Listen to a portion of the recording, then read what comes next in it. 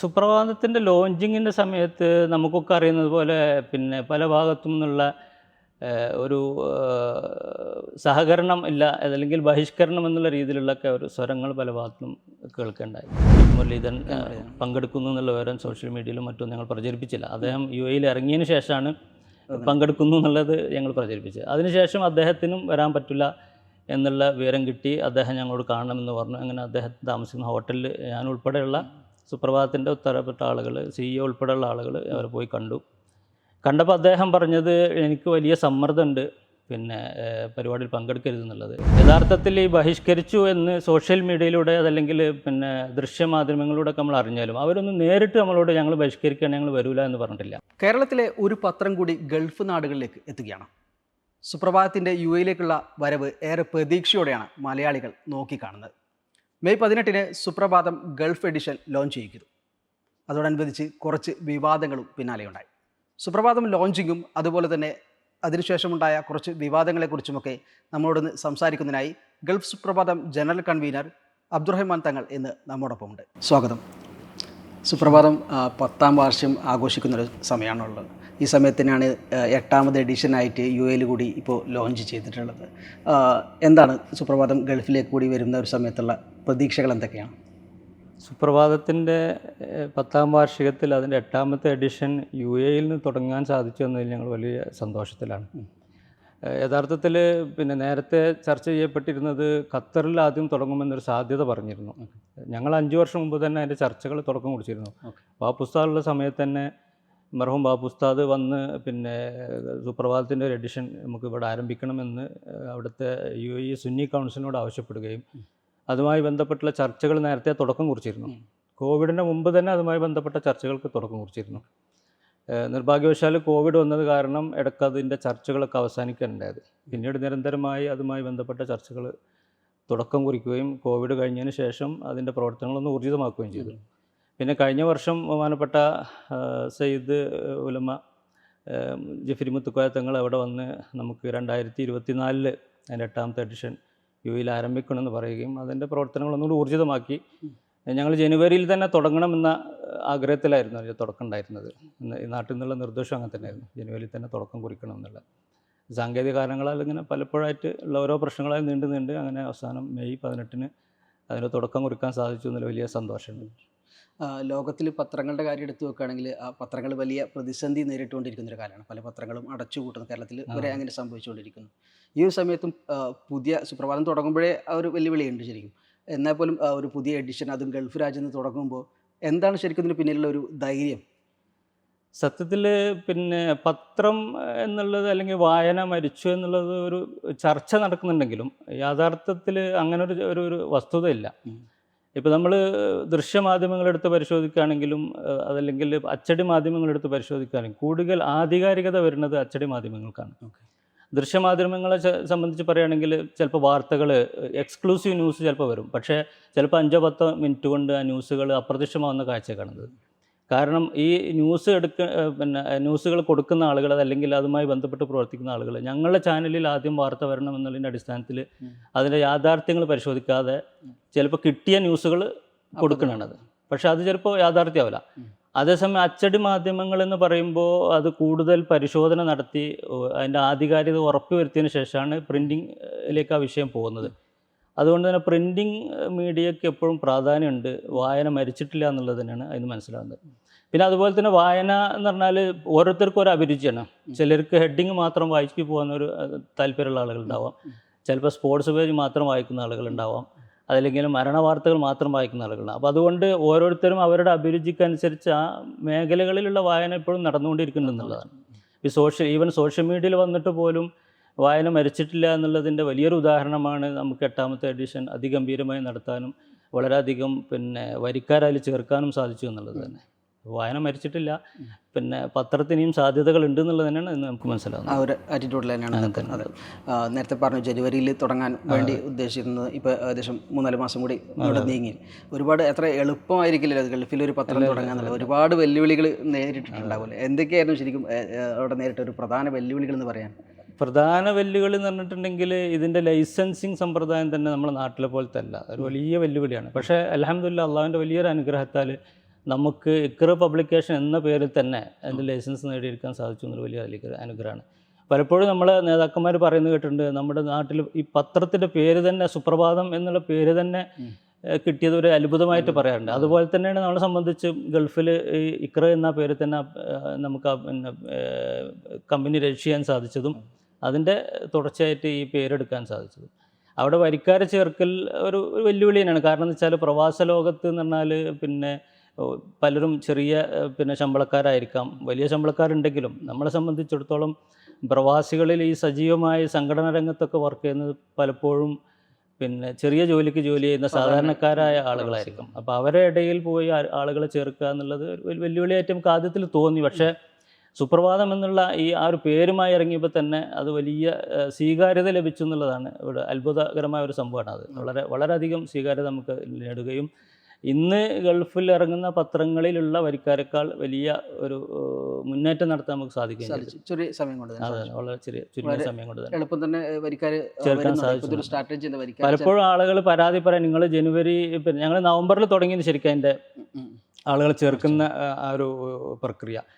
എന്നിട്ട് പിന്നെ ഇത്ര നീണ്ടുപോയ പലരും പറഞ്ഞു, എന്താ ഇത്ര നീളുന്നത്, നമ്മൾ പത്രം ഇറങ്ങാൻ എന്താ താമസം എന്നുള്ള ആകാംക്ഷയോടുകൂടി ചോദിക്കണ്ടായി. പക്ഷേ അപ്പോഴും അവർക്ക് പ്രതീക്ഷയുണ്ട്. കാരണം ഇത് സമസ്ത കേരള ജമിയത്തുൽ ഉലമയുടെ നേതൃത്വത്തിലുള്ള ഒരു പത്രമാണുള്ളത് കൊണ്ട് പിന്നെ ഇത് ഒന്നും നഷ്ടപ്പെടുകയില്ല, അതല്ലെങ്കിൽ വരിക്കാരായി ചേർന്ന് ഞങ്ങൾക്കൊന്നും ഭയപ്പെടാനില്ല എന്നുള്ള ഒരു പ്രത്യാശ അവർക്കുണ്ടായിരുന്നു. അത് തന്നെ ഞങ്ങൾ അവർക്ക് കൊടുക്കുന്നു. ഇത് സമസ്തയുടെ കീഴിലുള്ള പത്രമാണ്, അതുകൊണ്ട് തന്നെ നിങ്ങൾക്കൊന്നും ഭയപ്പെടാനില്ല. പക്ഷെ അവർക്കുള്ള ആകാംക്ഷ പണം നഷ്ടപ്പെടുമോ എന്നുള്ളതല്ല, അവർക്ക് ഈ പത്രം ഇറങ്ങിക്കാണാനുള്ള അതിയായ ഒരു താല്പര്യം. കാരണം അത്രത്തോളം സമസ്തയുമായി സുന്നത്തുമായിട്ടുമായി ബന്ധപ്പെട്ട് അതിനെ അത്രത്തോളം സ്നേഹിക്കുന്ന ഒരു വലിയ ജനസമൂഹം ഗൾഫിലുണ്ട് എന്നുള്ളതാണ് അതിൻ്റെ വസ്തുത. ഓക്കെ, പത്രത്തിൻ്റെ കാര്യം എടുക്കുകയാണെങ്കിൽ ഇപ്പോൾ നമ്മളതിൻ്റെ പത്രം പ്രിൻറ്റിങ് കോസ്റ്റ് പോലും നമ്മൾ ഒരു പത്രം വിൽക്കുന്ന സമയത്ത് നമുക്കതിൽ നിന്ന് കിട്ടുന്നില്ല. ഗൾഫിലാകുമ്പോൾ അതിൻ്റെ കോസ്റ്റ് വളരെ കൂടുതലാവുകയും ചെയ്യുന്നുണ്ട്. അപ്പോൾ ഈ ഒരു സമയത്ത് പരസ്യം തന്നെ ആയിരിക്കും മുഖ്യ വരുമാനം. എങ്ങനെയാണ് അവിടുത്തെ ഒരു പരസ്യങ്ങൾ കിട്ടാനുള്ള ഒരു വഴികളൊക്കെ എങ്ങനെയാണ് തുറന്നു വരുന്നത്? പരസ്യങ്ങൾ സാധാരണ ഇവിടുത്തെ പോലെ തന്നെ അതിന് മാർക്കറ്റിംഗ് നമുക്ക് ടീമുണ്ട്. മാർക്കറ്റിംഗ് ടീം അതുമായി ബന്ധപ്പെട്ടുള്ള പ്രവർത്തനങ്ങൾ തുടക്കം കുറിച്ച് കഴിഞ്ഞു. നമ്മൾ ബന്ധപ്പെട്ട അതിൻ്റെ ഉത്തരവാദിത്തപ്പെട്ട ആളുകൾ മാർക്കറ്റിംഗ് ടീമുമായി സംസാരിക്കുകയും അവരുമായി അതുമായി ബന്ധപ്പെട്ട കരാറുകളൊക്കെ തയ്യാറാക്കുകയും ചെയ്തിട്ടുണ്ട്. അതിൽ പിന്നെ പലരും ഗൾഫിൽ മാത്രം പരസ്യം കൊടുക്കാൻ താല്പര്യമുള്ള ആളുകളുണ്ടാവാം. അതോടൊപ്പം തന്നെ നമ്മുടെ നാട്ടിലുള്ള മറ്റ് എഡിഷനുകൾ 7 എഡിഷൻ നമുക്ക് നാട്ടിലുണ്ടല്ലോ. ഈ നാട്ടിൽ മീൻസ് കേരളത്തിലുള്ള 7 എഡിഷനിലും ഉൾപ്പെടെ 8 എഡിഷനിലും കൊടുക്കാൻ താല്പര്യമുള്ള ആളുകളുണ്ട്. അതെല്ലാം പ്രവാസ ലോകത്തുള്ള അതിൽ മാത്രം പരസ്യം കൊടുക്കാൻ താല്പര്യമുള്ള ആളുകളുണ്ട്. കോർപ്പറേറ്റുകളും അതല്ലാത്ത ആളുകളൊക്കെ ആയിട്ട് താല്പര്യം പ്രകടിപ്പിച്ചിട്ടുണ്ട്. ഓക്കെ, നമ്മൾ വലിയ പ്രതീക്ഷയിൽ തന്നെയാണ് ആ വിഷയത്തിൽ. സുപ്രഭാതം ശരിക്കും ആരെയാണ് ലക്ഷ്യം വെക്കുന്നത്? ആരെയാണ് ശരിക്കും സുപ്രഭാതത്തിൻ്റെ റീഡേഴ്സായിട്ട് കാണുന്നത്? സുപ്രഭാതം ഒരു പൊതുപത്രം എന്നുള്ള രീതിയിലാണ് പ്രവർത്തിക്കുന്നത്. അപ്പോൾ അവിടെ നമ്മൾക്ക് ഇന്ന പ്രത്യേകമായി ഇന്ന ആളുകൾ എന്നുള്ളതല്ല, നമ്മളെല്ലാവരെയും ഉൾക്കൊണ്ടുകൊണ്ടാണ് അതിനെ പ്രവർത്തിക്കുന്നത്. അതിൽ സമസ്തക്കാരെന്ന് മാത്രമല്ല, സമസ്തയുടെ പിന്നെ അഭ്യുദയകാംക്ഷികളുണ്ടാവാം, സമസ്ത പിന്നെ ആശയപരമായി എതിർക്കുന്ന ആളുകളുണ്ടാവാം, രാഷ്ട്രീയപരമായി വിയോജിപ്പുള്ള ആളുകളുണ്ടാവാം, രാഷ്ട്രീയമായി സഹകരിക്കുന്ന ആളുകളുണ്ടാവാം. അപ്പോൾ എല്ലാവിധ ജനങ്ങൾക്കും വേണ്ടിയിട്ടുള്ള പത്രം എന്നുള്ള പൊതുപത്രം എന്നുള്ള കാഴ്ചപ്പാടോടുകൂടി തന്നെയാണ് ഗൾഫിലും അതിൻ്റെ എഡിഷൻ തുടങ്ങിക്കഴിഞ്ഞത് നമ്മൾ കൊണ്ടുപോകാൻ ഉദ്ദേശിക്കുന്നത്. ഓക്കെ, അതുപോലെ തന്നെ ഈ പത്രത്തിൻ്റെ കാര്യം എടുത്താൽ നമ്മൾ പത്രം എന്ന് പറഞ്ഞാൽ ഓരോ ആളുകളുടെയും വീടുകളിൽ എത്തിച്ചു കൊടുക്കുന്ന, രാവിലെ തന്നെ എത്തിച്ചു കൊടുക്കുന്ന ഒരു സമ്പ്രദായമാണല്ലോ പത്രത്തിൻ്റെ കാര്യത്തിൽ. ഷോപ്പുകളിൽ നിന്നൊക്കെ വാങ്ങുന്നവർ വളരെ കുറവാണ്. നമ്മൾ കേരളത്തിലൊക്കെ സംബന്ധിച്ച് നമുക്കൊരു സ്കൂട്ടറിലോ അല്ലെങ്കിൽ സൈക്കിളിലൊക്കെ പോയി കഴിഞ്ഞാൽ അങ്ങനെ വിതരണം ചെയ്യാവുന്നതേ ഉള്ളൂ. പക്ഷേ ഗൾഫിനെ സംബന്ധിച്ചിടത്തോളം ആളുകൾ താമസിക്കുന്ന വലിയ ബിൽഡിങ്ങുകളിലാണ്, വളരെ വിദൂരതയിലുള്ള സ്പേസിലൊക്കെയാണ്. എങ്ങനെയാണ് അത് കൃത്യമായിട്ട് ഈ ലോക്കൽ ഡിസ്ട്രിബ്യൂഷൻ എങ്ങനെയാണ് അതിൻ്റെ ഒരു സ്ട്രാറ്റജി എന്താണ്? യഥാർത്ഥത്തിൽ ഈ ഡിസ്ട്രിബ്യൂഷനാണ് ഒരു വലിയ വെല്ലുവിളി ഗൾഫിനെ സംബന്ധിച്ച്. കാരണം അതിരാവിലെ അത് ഈ ആളുകളുടെ മുമ്പിൽ എത്തിച്ചു കൊടുക്കുക എന്നുള്ള വലിയ വെല്ലുവിളിയാണ്. പ്രത്യേകിച്ച് നമ്മുടെ നാട്ടിലെ പോലുള്ള സംവിധാനമല്ലല്ലോ. അപ്പോൾ മിക്കവാറും പുലർച്ചെ 4 മണിക്ക് ശേഷം ഒരു 7 മണിക്ക് മുമ്പായിട്ട് തന്നെ ഇവർ പത്രത്തിൻ്റെ ഡിസ്ട്രിബ്യൂട്ടേഴ്സ്, നമ്മൾ പ്രിൻറ്റിങ് ആൻഡ് ഡിസ്ട്രിബ്യൂഷൻ ഒന്നിച്ച് ഒരു ടീമിനെ എഗ്രിമെൻറ്റ് ചെയ്തതാണ്. അപ്പോൾ അവർ തന്നെ അതാത് സ്ഥലങ്ങളിൽ എത്തിച്ചു കൊടുക്കും. ഞങ്ങൾക്കിപ്പോൾ ആകെ ഒരു വെല്ലുവിളി അതാണ്, ഡിസ്ട്രിബ്യൂഷനിൽ എന്തെങ്കിലും പോരായ്മ വരുമോ എന്നുള്ള ഒരു ചെറിയൊരു ഭയം മാത്രമേ ഞങ്ങൾക്കുള്ളൂ. പക്ഷേ ഇതുവരെ വലിയ പരാതികളൊന്നും വന്നിട്ടില്ല. കാര്യങ്ങളൊക്കെ റാഹത്തായിട്ട് സന്തോഷത്തിൽ കൊണ്ടുപോകാൻ സാധിച്ചിട്ടുണ്ട്. കൃത്യമായ ട്രാക്കിൽ തന്നെയാണ് പോകുന്നത്. ഓക്കെ, നമ്മളിതിൻ്റെ പിന്നെ ഔദ്യോഗിക എഡിഷൻ തുടങ്ങുന്നതിന് മുമ്പ് തന്നെ 7 ട്രയൽ കോപ്പികൾ നമ്മൾ ഇറക്കിയിരുന്നു. നമ്മുടെ ലോഞ്ചിങ്ങിൻ്റെ 2 ദിവസം മുമ്പും പിന്നെ അതിന് മുമ്പ് പലപ്പോഴായിട്ട് 10 ദിവസം 15 ദിവസം കൂടുമ്പോഴൊക്കെ. അപ്പോൾ ഈ ട്രയൽ കോപ്പികൾ ഇറങ്ങിയത് കൊണ്ട് നമുക്ക് ഈ ഡിസ്ട്രിബ്യൂഷനിൽ ഉണ്ടാവാൻ സാധ്യതയുള്ള പ്രശ്നങ്ങളൊക്കെ കുറേ പരിഹരിക്കാൻ സാധിച്ചിട്ടുണ്ട്. ഓക്കെ. അതുപോലെ തന്നെ ഉള്ള ഒരു കാര്യമാണ്, സുപ്രഭാതത്തിൽ കേരളത്തിൽ ആരൊക്കെയാണ് സുപ്രഭാതത്തിൻ്റെ ഹെഡിലിരിക്കുന്നതൊക്കെ എല്ലാവർക്കും അറിയാം. ഗൾഫിൽ ആരൊക്കെയാണ് ഇതിൻ്റെ കൂടെ അല്ലെങ്കിൽ ഇതിനും പിന്നണിയിൽ പ്രവർത്തിക്കുന്ന പ്രധാനികളെന്ന് അറിയാൻ എല്ലാവർക്കും വലിയ ആകാംക്ഷയുണ്ടാവും. ഇത് സത്യത്തിൽ UAE സംബന്ധിച്ച് തന്നെ വ്യത്യസ്ത എമിറേറ്റ്സുകളിലുള്ള സുന്നി സംഘടനകളുണ്ട്. ഈ സുന്നി സംഘടനകളുടെ ഒരു ഒരു ഒരു കോർഡിനേഷൻ, അതല്ലെങ്കിൽ ഒരു എല്ലാ ഈ സുന്നി സംഘടനകളും കൂടി ചേർന്നിട്ടുള്ള ഒരു സുന്നി കൗൺസിലുണ്ട്. UAE സുന്നി കൗൺസിൽ എന്നാണ് ഞാൻ പറയാം.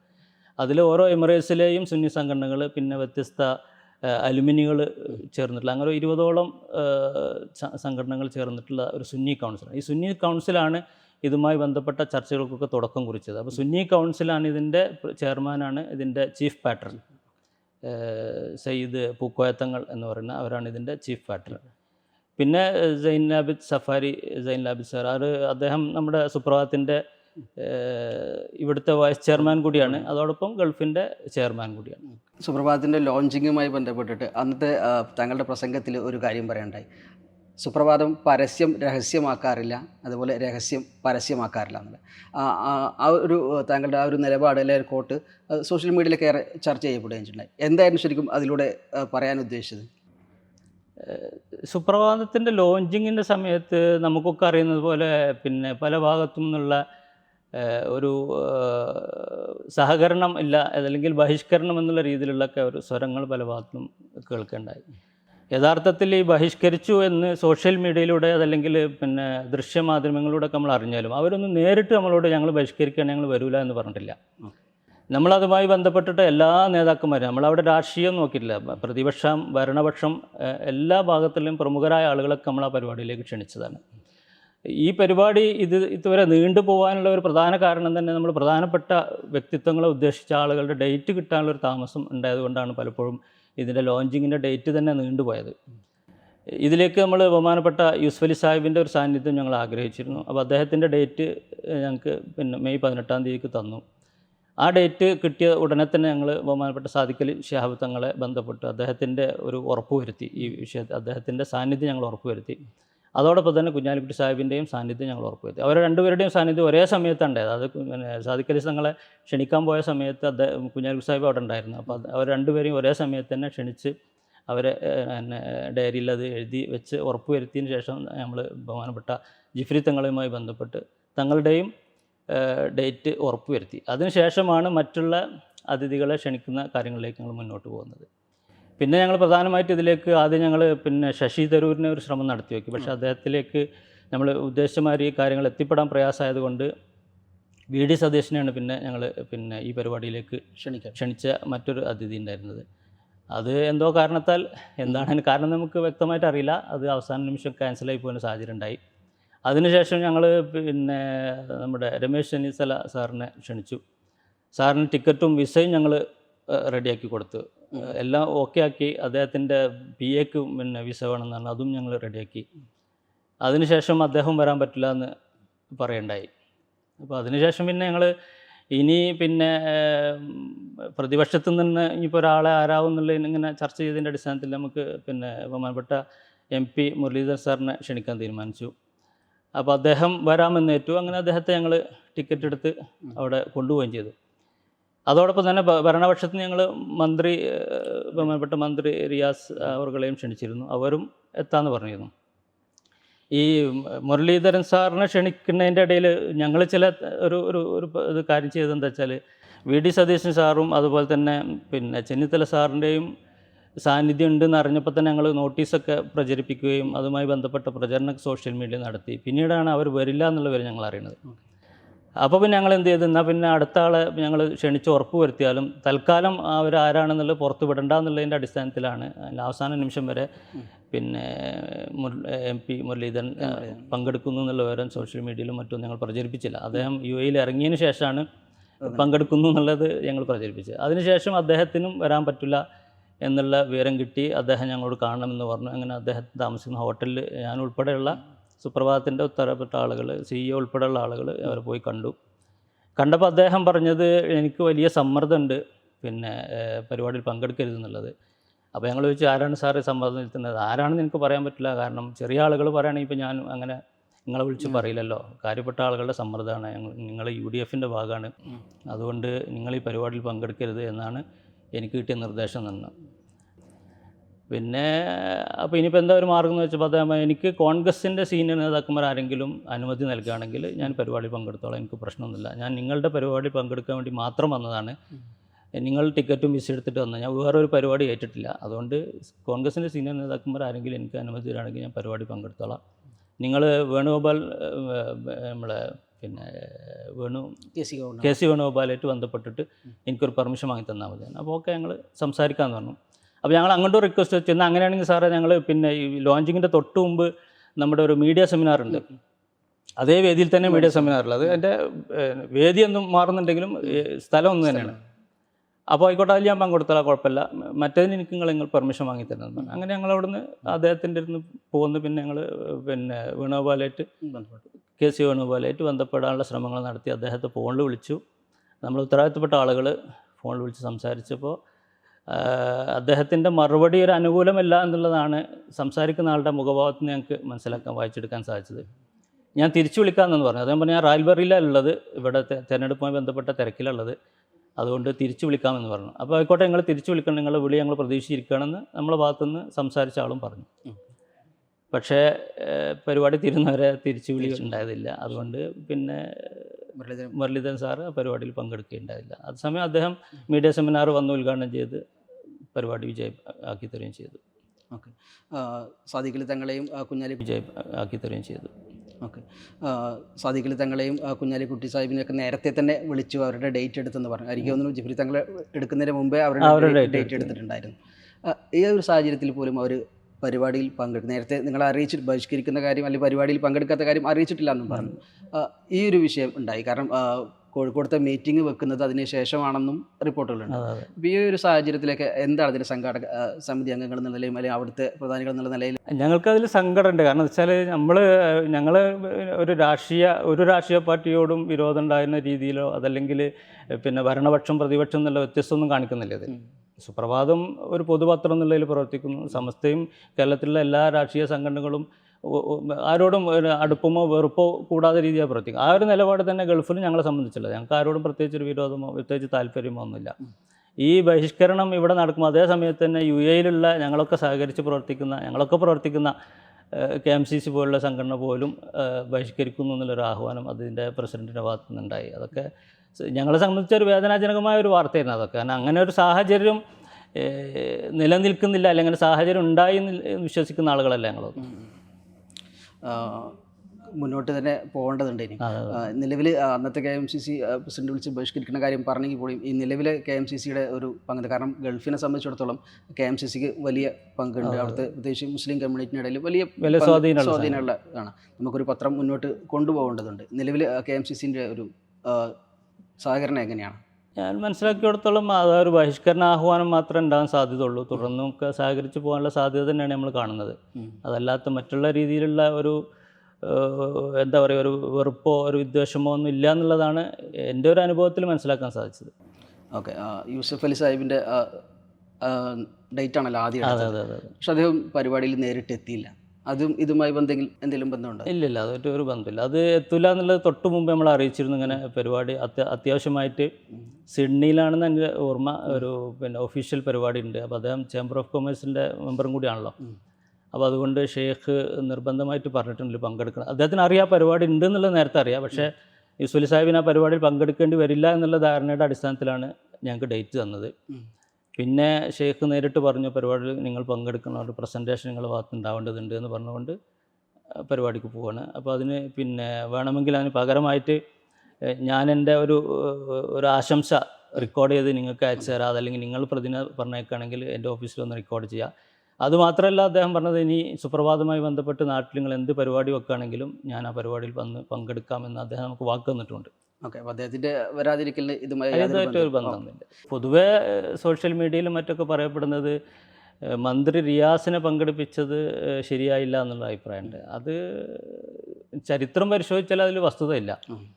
കാരണം 2014 ഇതിൻ്റെ ഉദ്ഘാടനം നടക്കുന്ന സമയത്ത് ഫസ്റ്റ് നമ്മൾ ലോഞ്ച് ചെയ്യുന്ന സമയത്ത് അന്ന് കോടിയേരി ബാലകൃഷ്ണൻ അതിൽ പങ്കെടുത്തിട്ടുണ്ട്. പിന്നീട് എനിക്ക് തോന്നുന്നത് പാലക്കാട് എഡിഷനിലാണ് തോന്നുന്നത് അന്നത്തെ സ്പീക്കർ എൻ്റെ ഓർമ്മ ശരിയാണ്, അന്ന് സ്പീക്കറായിരുന്ന ശ്രീരാമകൃഷ്ണൻ അതിൽ പങ്കെടുത്തിട്ടുണ്ട്.